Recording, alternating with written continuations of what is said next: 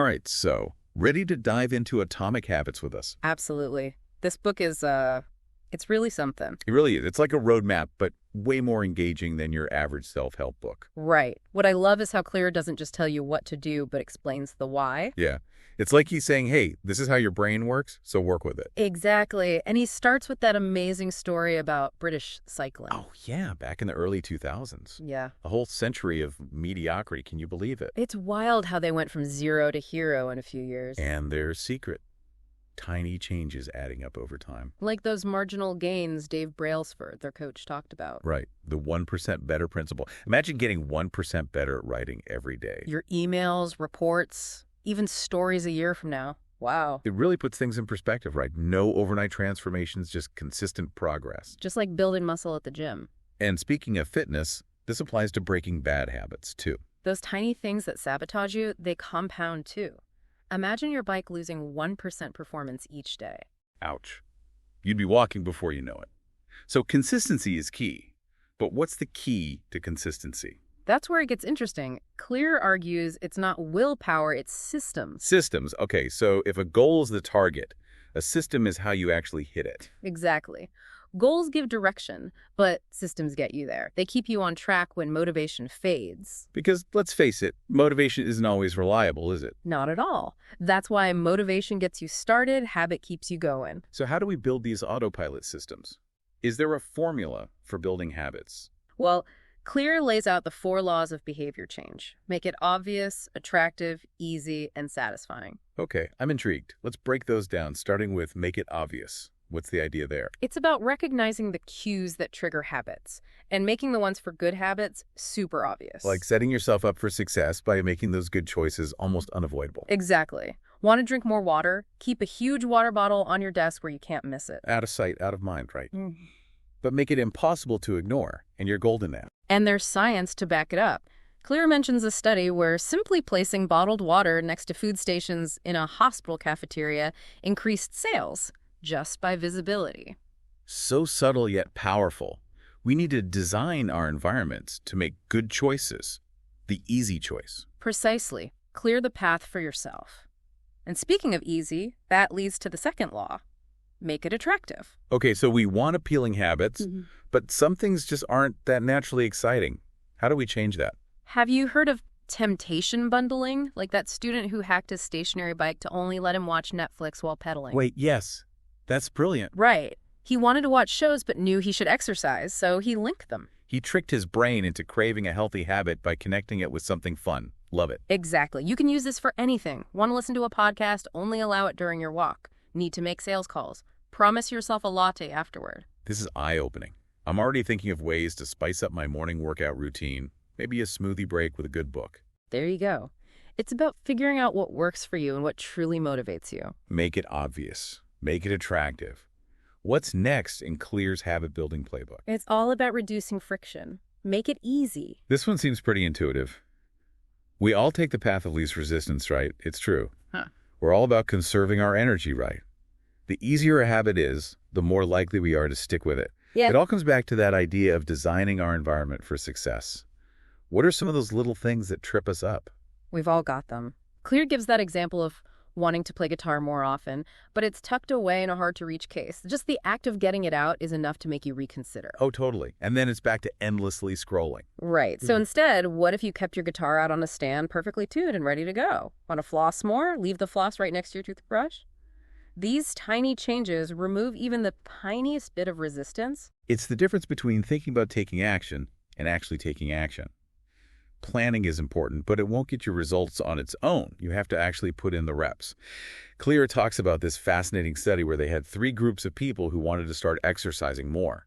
I'm guessing just thinking about exercise wasn't enough to get them to the gym. You're right. The first 2 groups, a control group and a motivation group, who were given information on the benefits of exercise, saw almost no change in their behavior. But the third group, who were asked to create a plan for when and where they would exercise, saw a huge increase in their workout frequency. So it wasn't about motivation, it was about having a clear plan of action. They called it an implementation intention. And it's basically just a specific plan for when and where you'll perform a habit, Like every day at 7 a.m., I'm going for a 20-minute walk in my neighborhood. So you're taking the decision-making out of the equation. Exactly. Because when the moment arrives, you've already decided what you're going to do. No more hemming and hawing, you just follow the plan. All right. We've covered making it obvious and attractive, and then removing friction by making it easy. What's the final step to locking in a new habit? Here's where it gets really interesting. Law number 4. Make it satisfying. This one's huge. If a habit doesn't feel good, why on earth would we stick with it? It has to be inherently rewarding, right? Absolutely. Our brains are wired to chase rewards. So if a habit feels good, if it feels rewarding, our brain is more likely to remember it and want to do it again. That makes sense. Yeah. I definitely gravitate toward the habits that already feel good. But how do we make sure a new habit is satisfying, especially if it's a bit of a grind in the beginning? This is where understanding the brain's reward system comes into play. Our brains are wired for instant gratification.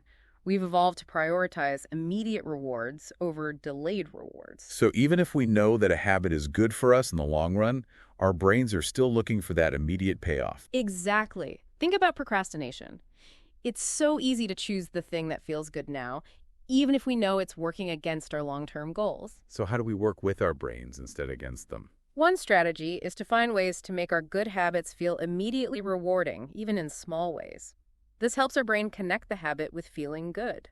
Give me an example. Clear talks about how Wrigley's made chewing gum a global habit.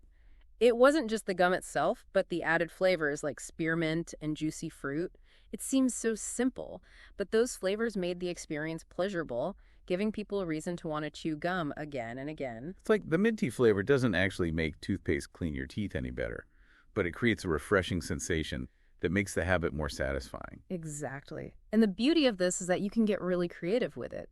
Maybe you reward yourself with a cup of tea after a productive work session, or listen to your favorite music while you exercise. It's all about finding those little rewards that make the habit itself more enjoyable. I think I often don't give myself enough credit for those small wins. It's like I'm waiting for some big external reward to validate my efforts. It's so easy to get caught up in the outcome that we forget to celebrate the small victories along the way, but those small wins are crucial. They're what build momentum and keep us motivated. Okay, I'm officially on board with making my habits more satisfying. Oh. All right, we've covered all 4 laws of behavior change. Make it obvious, make it attractive, make it easy, and make it satisfying. What about the flip side? How do we break those bad habits we've been talking about? You simply reverse the 4 laws. Want to break a bad habit? Make it invisible, make it unattractive, make it difficult, and make it unsatisfying. I love how symmetrical that is. So if I'm trying to cut back on social media, I can make it invisible by deleting the apps from my phone. Exactly, out of sight, out of mind. And to make it unattractive, you could remind yourself of how much time you waste scrolling and how much more productive you could be if you weren't constantly checking your notifications. And to make it difficult, I could log out of my accounts on all my devices so it takes more effort to log back in. You're a natural at this. And to make it unsatisfying, maybe you create a rule where you donate $1 to a charity you don't support every time you mindlessly open Instagram. Okay, I'm definitely trying that one. All right. I hate losing money, so that might just be the motivation I need. It's all about finding what works for you. Now, are you ready for another powerful strategy from Clear's habit building toolkit? Hit me with it. It's called the 2-minute rule, and it's all about making it impossible to say no to a new habit. How? You break it down into a ridiculously small 2-minute version. 2 minutes. That sounds almost too I tell real. you, and that's the point. Feeling overwhelmed by a new habit? Start ridiculously small. Want to run a marathon? Start with just putting on your running shoes. Want to write a book? Start with writing for just 2 minutes each day. It's like that saying, the journey of 1,000 miles begins with a single step, or in this case, a 2-minute action. Exactly. The 2-minute rule removes all friction, making it almost impossible to say no. And often, that tiny action is all it takes to get the ball rolling. Because once you put on your running shoes, you might as well go for a short walk. And once you've opened your laptop and started writing, you might as well keep going. It's a way to outsmart your own brain to overcome that initial resistance and build momentum. Okay, so we've got the 4 laws of behavior change, temptation bundling, and the 2-minute rule. Is there anything else we should know about building atomic habits? Well, there's one more important concept that Clear explores, and it's all about finding that sweet spot of motivation. He calls it the Goldilocks rule. Intriguing. Tell me more. So it's based on this idea that we're most motivated when we're working on tasks that are, just right. Not too hard, not too easy. Makes sense. Too Right. easy and we get bored. Mhm. Too hard and it's easy to get discouraged. Exactly. We need that sweet spot where we're challenged but not overwhelmed.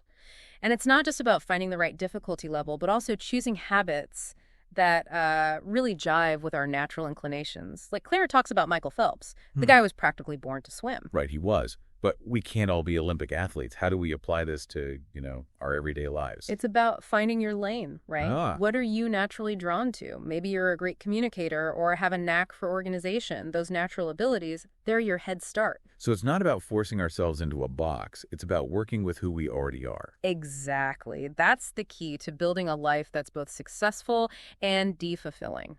This has been so helpful. Hmm. It's less about forcing change and more about making those subtle shifts to, like you said, work with myself.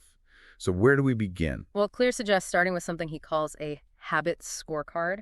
Basically, you list your current habits, good and bad, just become more aware of those automatic behaviors. I like that.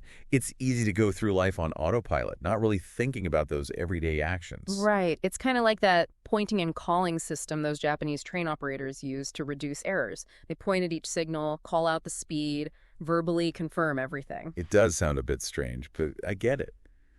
It's about bringing those unconscious actions into the light, forcing that awareness. Exactly. Okay, so habit scorecard. Got it. What else can I do to, make these habits stick for good? Tracking your progress is huge. And it doesn't need to be fancy. A simple calendar or even a piece of paper on the fridge can work wonders. I've tried those habit trackers, but I'll admit I haven't had much luck sticking with them. The key is to keep it simple. Focus on consistency over complexity. Mm. And make it visual. There's something about seeing those X's or check marks that just motivates you to keep going. It's like you don't want to break the chain, right? Precisely. And get creative with it. Maybe use different colors to track different habits, or even create a little reward system for yourself. Ooh, a reward system. I like the sound of that. Like a little something for sticking to my workout plan each week. Exactly. Whatever keeps you motivated. Another game changer. Accountability partners. Accountability partners. Okay, now I'm really interested. Tell me more. Having someone to check in with, to share your goals with, it can make a world of difference. It's built-in support A&D, a little nudge when you need it most. I know I'm way more likely to do something if I know someone's expecting it. That little bit of pressure helps. Absolutely. Claire even talks about creating a habit contract. You outline your goals, your plan, maybe even a playful consequence for, if you don't follow through. Habit contract. Sounds kind of intense. It can be as playful or as serious as you want. A simple agreement with a friend or family member. The point is to make the stakes feel real, even if it's just buying them coffee if you miss a workout. It's tapping into that feeling of not wanting to let people down. Smart. Right. But here's the thing I love about Atomic Habits. It's not just about working hard. It's about working smart. What do you mean by that? Well, Clear talks about this connection between our habits and our identity, how our habits shape who we are, and how who we are shapes our habits. As you build these new habits, think about the kind of person you want to become. Those tiny changes, those 1% improvements, they're not just about checking boxes. They're about stepping into a new and improved version of you. Wow, I love that. This whole conversation has been so insightful. Thank you for taking this deep dive into Atomic Habits with me. Absolutely. And remember, you don't have to be perfect. Just start small, stay consistent, and enjoy that journey of becoming the best version of yourself, one tiny habit at a time.